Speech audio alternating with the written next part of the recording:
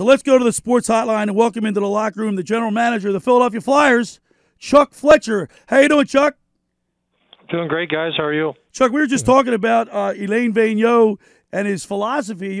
Scotty McKay and I know a lot of former players and coaches now in the NHL, and they always say, when things are going great, don't get too high. When things are going bad, don't get too low. Keep it even keel. But Elaine Vigneault seems to embrace, hey, man, go with it. Enjoy it. Yeah, he's got a great attitude, a great mentality, and he's been that way all year.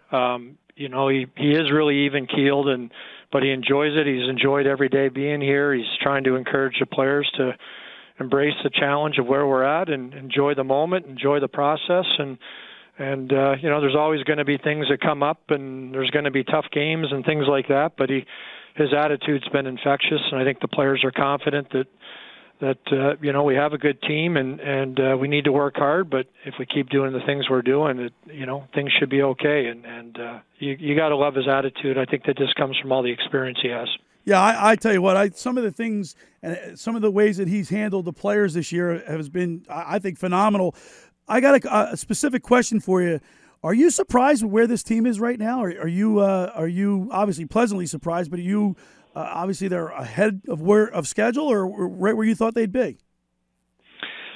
Yeah, to be honest with you, I didn't really ever make any projections as to what we would be. I really felt that the first half of the year there'd probably be the proverbial growing pains as you have new players, new coaches, everybody getting used to each other. I figured there'd be more inconsistency, and I just hoped we'd kind of keep our head above water and kind of keep in the middle. And I felt the second half, once you have Elaine Vigneault half a year working with the team, I really felt our team would get quite a bit better. I felt our team would be a playoff team, but I didn't have any expectations other than, or at least I didn't put any time or effort into worrying about what that would mean in terms of the record. Just figured, hey, let's just keep getting better as the year went on.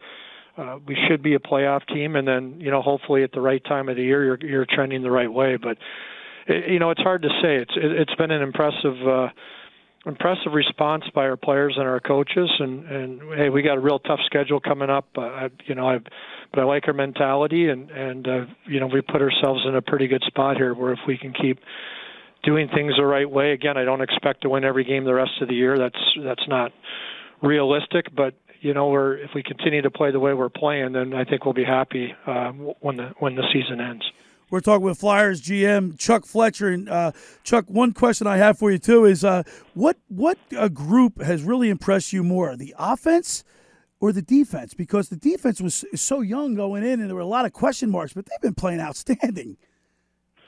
Yeah, the young team really grown. I think our forwards deserve a lot of credit too for how we've played. And last year we gave up well over 3 goals a game, and when you do that, you don't have to be a math genius to know that if you're giving up 3+ a game, you got to get 4. Right. And even though we've been doing that recently, it's really hard to get 4 goals consistently in this league. And what I like about our team this year is we're giving up in the 2 range, which means you only have to get to 3. So I think the offense has been spurred by the way we play defensively. We do a good job of jamming up the middle of the ice. We counterattack really well, but our young deer have gotten a lot better. I think our goaltending's been consistently solid, and our forwards have really bought into how we have to play. And when you do that, obviously you're giving up less, so you have the puck more, and you have a chance to score more. So I think it's the defense that's fueled everything. Yeah, Chuck, it's Scotty. How are you, man? It's doing well, thanks. For me, I'm looking at this team, and Billy and I talked about this, and we've been, obviously hockey fans our whole life and played, and I still coach, but this team is shocked what they've done from the midpoint of the season. You were barely clinging on to a wild card spot, halfway through the season, and now you've propelled yourselves in a short period of time to be with the elite of the rest of the teams, and you're beating the elite. And for me, I always say to my kids, like, forecheck and backcheck, they're not 2 European players. They're a part of a system that creates opportunities. And your forecheck has really jammed people up down low, and then you're taking pucks away in the neutral zone and going right back in.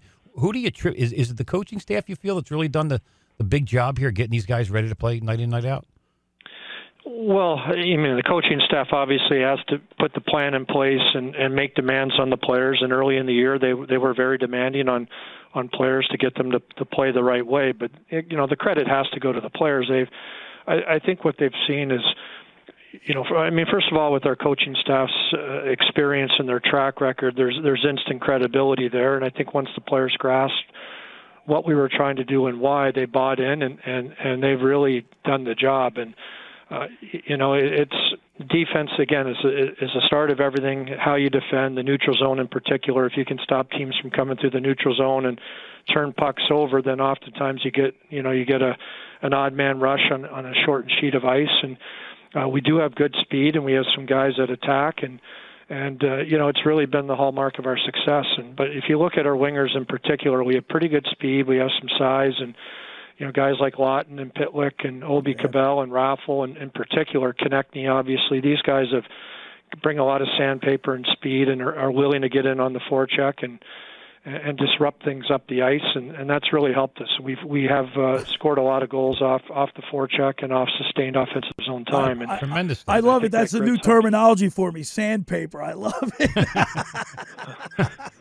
And it's funny. I had written down Lawton, Pitlick, Grant, and Raffle as guys that have really brought a lot of energy. You get contributions from everybody. Contributions from everybody. Now we've been talking about obviously the current team and how they're playing and how exciting it is to watch the team again. How would you rank your minor league system at this point? Going forward, obviously your job is to make sure that you have guys to fill in when needed, and also to look for the future of the club. Where would you put them in the league as far as prospects and talent? Well, I think we're certainly in the top third. I think the way we look at it, I guess people can rate every system a little bit differently. Give a lot of credit to Ron Hextall and Chris Pryor for putting in motion a plan a few years ago that's really laid the foundation for future success in terms of having so many good young players coming through the system. And we have a really good scouting staff. We have a really good development staff.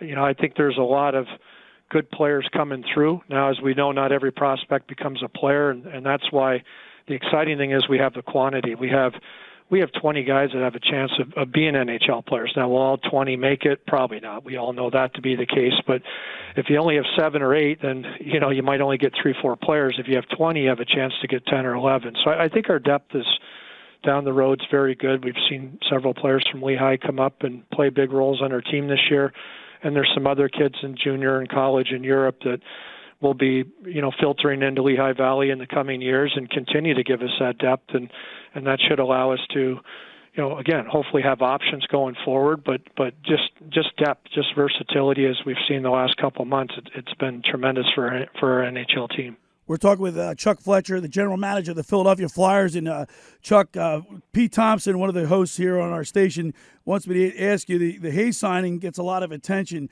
but how critical, how hard was it, or how difficult was it to re-sign Travis Konecny and Ivan Provorov? Well, they made it difficult. It went right into camp. Basically, we started with both those guys really in the spring, and that's normally the way it is. You usually take a crack at it at the end of the season, and if it doesn't get done right away, it usually lingers just for whatever reason. July and August and people get away, or there's really no urgency to get anything done. But they were critical signings. I mean, again, you're talking Provorovs are arguably our best defenseman. I think Niskanen's probably been right up there with him this year, and Konecny is clearly one of our best young forwards. And we went in with the mindset that initially maybe look at a shorter-term deal and keep as much cap flexibility as possible. But the way it turned out, I think we're extremely happy now. We have long-term commitments from both of them. We have a cap number that we can work with, and they both have continued to blossom into star players. So, I think it's worked out really well for both the players and for us. And with the cap kind of flattening every year right now, it's great to know exactly what you're paying these guys, for the long term as we project other salaries around them. Well, Chuck, you've done an outstanding job getting all the young guys up and into the mix.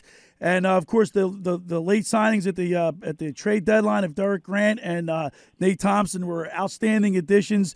Continued success, and I want to thank you so much for taking time out of your busy day to come on in the locker room with Billy Schweim. We appreciate it. Yeah, no problem, guys. Thank you for having me. All right, thanks, Chuck. There's the GM luck, of the Flyers, Chuck Fletcher. Scooter.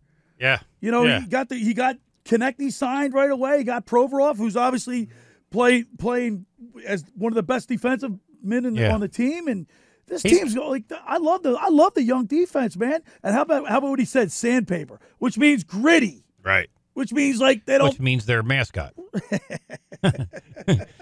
right? I love that new terminology. There you go, sandpaper. They bring some sandpaper. That's right, because that's what we like, right, Josh? Don't we always talk about not being able to, take any guff, any stuff, right? Well, he's done a tremendous job the last with couple these years, guys. Scooter. Look, for him to grab guys like Grant and Thompson late there in the year at the trade deadline, and if you asked 100 Flyers fans who are these guys, none of them would have known who they are. Right. But he found some value in their play. They're good penalty kill guys. They're good face-off guys. They're good guys to go in the corners. They got their couple hundred, over 200 pounds. They're solid guys. But what they're doing, they're contributing not only. See, a lot of those guys you always expect. You see them in the game, you go, okay, they did a good job, right. but they didn't show up on a scoreboard somewhere. Right. These guys are showing up on a scoreboard. Yeah, they're making plays. Scooter, how about that? He puts his foot out to make a pass over to Hayes. He turned his skate. He knew exactly what he was exactly doing. what he was doing. He knew that was a brilliant play, man. It was great. Stuff like that doesn't show up on the Well, it shows up an assist. Did he get an assist for that? Yeah, he gets an assist. That's for how you got your assist. Yeah, right. I shoot it, or I hit me in the head, hit you in the head, and it'll go in. Right. And that's how you get your That's goal. how great your shot was. And that's only 4 feet high. I'm 6'4". You shouldn't be hitting me in the head with your shot. It went off your rear end. Yeah. That's how you got your goals.